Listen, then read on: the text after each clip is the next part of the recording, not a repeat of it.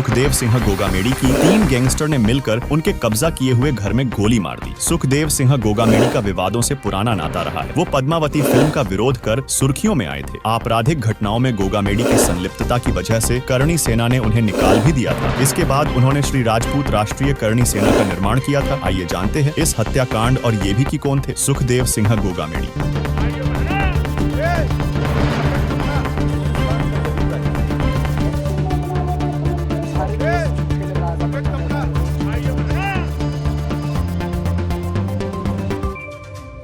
जयपुर में दिन दहाड़े उस वक्त हड़कंप मच गया जब कुछ हमलावरों ने घर में घुसकर राष्ट्रीय राजपूत करणी सेना के राष्ट्रीय अध्यक्ष सुखदेव सिंह गोगामेडी की हत्या कर दी। गोगामेडी की हत्या के बाद से राजपूत समाज में गुस्सा है। पुलिस इस हत्याकांड के बाद अलर्ट पर है। इस हत्या में शामिल हमलावर अब फरार हो गए हैं। सुखदेव सिंह गोगामेडी उस समय चर्चा में आ गए जब फिल्म पद्मावती के शूटिंग में फिल्म निर्देशक संजय लीला भंसाली को उन्हीं के सेट पर जाकर थप्पड़ मार दिया था। सुखदेव सिंह गोगामेडी ने इस फिल्म के खिलाफ मोर्चा खोल दिया था। पूरे देश में इसका विरोध किया गया। इस विरोध से परेशान होकर फिल्म निर्माता को फिल्म का नाम बदलकर पद्मावत करना पड़ा। राजपूत समाज के युवाओं के बीच सुखदेव सिंह गोगामेडी काफी फेमस थे। सुखदेव सिंह ने 2018 चुनाव में भादरा से भाजपा से टिकट मांगा था पर नहीं मिला। गोगामेडी 2 बार बहुजन समाज पार्टी के टिकट पर चुनाव लड़ चुके थे। गोगामेडी और लोकेंद्र कालवी के बीच विवाद के बाद सुखदेव सिंह गोगामेडी ने राष्ट्रीय श्री राजपूत करणी सेना के नाम से एक अलग संगठन बना लिया। सुखदेव सिंह गोगामेडी पर कई आपराधिक मुकदमे चल रहे थे। बताया जा रहा है कि सुखदेव सिंह गोगामेडी पर 21 केस दर्ज हैं। सुखदेव सिंह गोगामेडी काफी दिनों से सुरक्षा मांग रहे थे लेकिन उन्हें सुरक्षा नहीं मिली। जैसा कि हमने पहले बताया, विवादों से गोगामेडी का पुराना नाता रहा है। फिलहाल जिस मकान में उनकी हत्या हुई है उस मकान पर गोगामेडी ने जबरन कब्जा किया हुआ था। जानकारी के मुताबिक गोगामेडी ने 3 शादियां की थी। गोगामेडी का अपनी पत्नियों से विवाद रहता था। उनकी 2 पत्नियां कई बार सोशल मीडिया पर आकर झगड़े को उजागर भी कर चुकी हैं। बताते चले कि वे पहले गोगामेडी भादरा विधानसभा सीट से बहुजन समाज पार्टी के टिकट पर चुनाव लड़ चुके हैं, जहां पिछले विधानसभा चुनाव में वो बीजेपी के साथ, तो इस बार वो मुख्यमंत्री अशोक गहलोत के करीबी धर्मेंद्र राठौड़ के साथ रहते थे। गौरतलब है कि वो हनुमानगढ़ जिले में कोर्ट से सुनवाई के दौरान कटघरे को फांदकर भागने के बाद पहली बार सुर्खियों में आए। इन्हें लोग सुखिया के नाम से पुकारते थे। आज तक के स्टिंग ऑपरेशन में पद्मावती फिल्म रिलीज करने के एवज में पैसे की मांग करते हुए कैद हुए थे। इस हत्याकांड पर जयपुर के police commissioner Biju George Joseph ने कहा कि हमलावरों की पहचान कर ली गई है। क्रॉस फायर में एक हमलावर नवीन सिंह शेखावत की मौत हुई है जो जयपुर के शाहपुरा का रहने वाला था और एक कपड़े की दुकान चलाता है। बाकी 2 हमलावर स्कूटी छीनकर फरार हो गए हैं। हमलावर सिक्योरिटी गार्ड से बातचीत करने के बाद अंदर गए थे। सुबह गोगामेडी के कहने पर ही उन्हें अंदर बुलाया गया। हमलावर गोगामेडी से बातचीत ही कर रहे थे। फिर थोड़ी ही देर में उन्होंने सुखदेव सिंह गोगामेडी पर गोलियां चला दी और उनकी मौत हो गई। उल्लेखनीय है कि गोगामेडी के हत्याकांड से जुड़ा सीसीटीवी फुटेज भी सामने आया है। इसमें साफ दिख रहा है कि बदमाश पहले आराम से बैठकर सुखदेव सिंह गोगामेडी से बात कर रहे थे। इसके बाद अचानक उन्होंने गोलियां चलाई। सुखदेव सिंह गोगामेडी की हत्या जयपुर में श्यामनगर स्थित उनके घर पर की गई है। फिलहाल इस हत्याकांड की जिम्मेदारी राजस्थान के रोहित गोदारा गैंग ने ली है। जानकारी मिली है कि कुल 3 हमलावर स्कूटी पर बैठकर वहां आए थे। उन्होंने कहा था कि उनको गोगामेडी से मिलना है। फिर वे कमरे में गए और करीब 10 मिनट बैठकर वहां बात। इसके बाद ये गोलीकांड हुआ। गोलियां चलने के बाद गोगामेडी के गार्ड ने भी फायरिंग की। इस क्रॉस फायरिंग में एक हमलावर की भी मौत हो गई है। उसका नाम नवीन शेखावत बताया गया है। गोदारा ने लिखा है, सभी भाइयों को राम राम। मैं रोहित गोदारा कपूरी सर, गोल्डी बराड। आज यह जो हत्या हुई है इसका पूरी जिम्मेदारी हम लेते हैं। ये हत्या हमने करवाई है। भाइयों, मैं आपको बताना चाहता हूँ कि ये हमारे दुश्मनों से मिलकर उनका सहयोग कर रहा था, उनको मजबूत करने का काम कर रहा था। रही बात हमारे दुश्मनों की, तो वह अपने घर की चौखट पर अपनी अर्थी तैयार रखे। उनसे भी जल्द मुलाकात होगी। इस खबर पर आपका क्या कहना है हमें कमेंट में बताएं और वार्ता 24 न्यूज चैनल को सब्सक्राइब करें।